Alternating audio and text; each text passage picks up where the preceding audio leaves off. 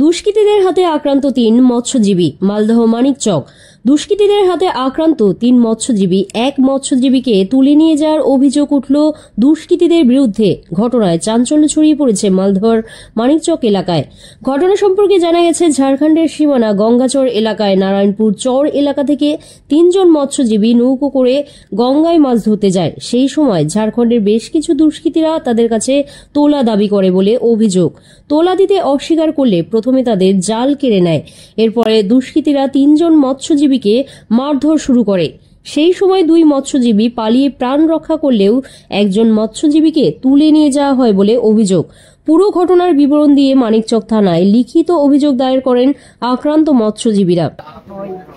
নিচে মাছ ধরতে গিয়েছিলাম কিনা, তো ২-৩টা মানুষ বলছিল নৌকা সাটা, তো আমরা সাটালাম। আমাদেরকে জাল উঠাচ্ছিল, তো আমরা বললাম যে কেন জাল উঠাচ্ছিস, তো বলে নৌকাটা সাটা আমরা যাচ্ছি।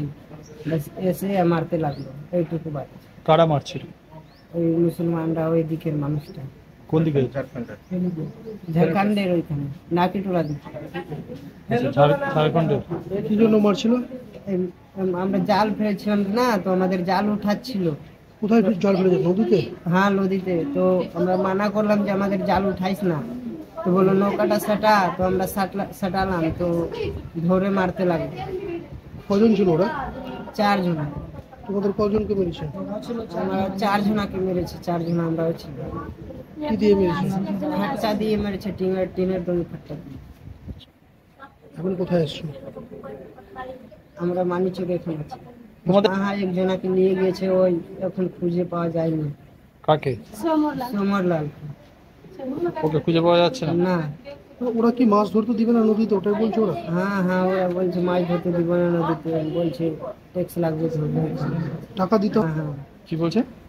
টাকা দিতে হবে মাছ ধরলে। ওরা কি কোনো ধরনের দুষ্কৃতি আছে ওরা, যেটা তোলা তুলে? না। এরা কি কোনো রকম বাধা দিয়েছিল? আমাদেরকে কোনোদিন বাধা দেয়নি, খালি এমনি বললো, মারতে লাগলো। বলছে টাকা দিতে হবে আর হ্যাঁ, মারতে হবে। হ্যাঁ। কোনোদিন বাধা দিলে তো যাইতাম না। কি কাজ করো তোমরা? মাছ ধরো? হ্যাঁ, খালি মাছ ধরে। তোমার নাম? আমার নাম সিংহাসন।